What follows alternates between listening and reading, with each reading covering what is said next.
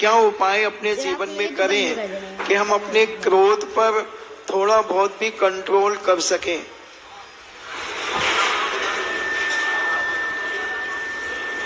तुम इस प्रकार करो कि जो गलती तुम कर रहे हो, दूसरा कर रहा है, उस पर तुम्हें क्रोध आ रहा है, वही गलती तुमसे हो जाती तो क्या करते?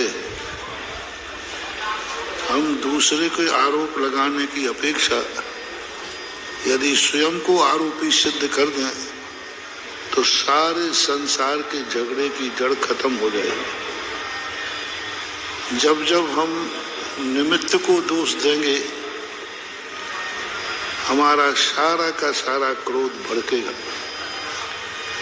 और जब जब हम अपने उपादान को दोष देंगे, गलती नहीं होने पर भी ये भाव आए कि नहीं, इस जन्म की मेरी गलती नहीं होगी, अगले जन्म की होगी, यदि ऐसा परिणाम हमारे पास आ जाता है तो इतनी शांति है, इतनी शांति है, क्रोध की रेखा भी तुम्हारे अंदर देखने में नहीं आएगी।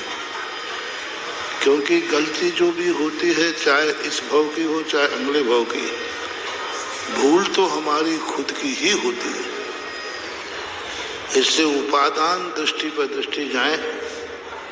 जैसे रावण की सारी गलती थी, लेकिन सीता ने स्वयं जाके कहा, रावण तेरी कोई गलती नहीं थी, गलती सब मेरे और मेरे कर्मों की है।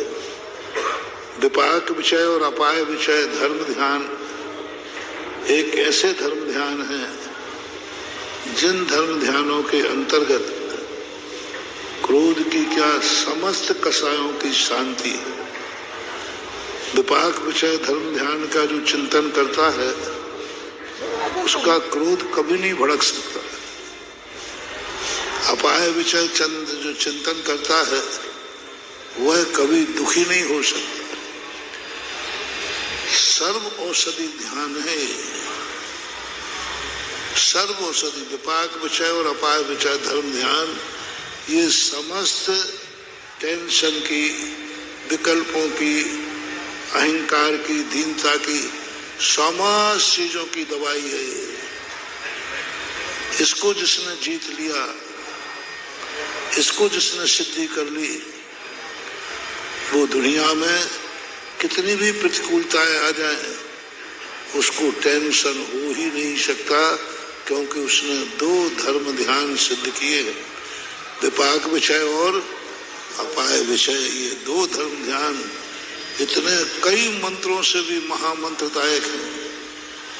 कितनी ही सिद्धियां कर ले, कितने ही देवताओं को सिद्ध कर ले, व्यक्ति को शांति नहीं मिल सकती, जाए शांति नहीं मिल सकती। सारे स्वर्ग के देवता तुम्हारे पक्ष में आ जाए तो भी शांति नहीं मिल सकती, तो भी सारे संसार के देवता तुम्हारे पक्ष में आ जाए तो भी शांति नहीं। और विपाक विषय अपाय विषय धर्म ध्यान यदि तुमने सिद्ध कर लिया तो शांति ही शांति है, सारा जगत शांतमय दिखने लग जाता है।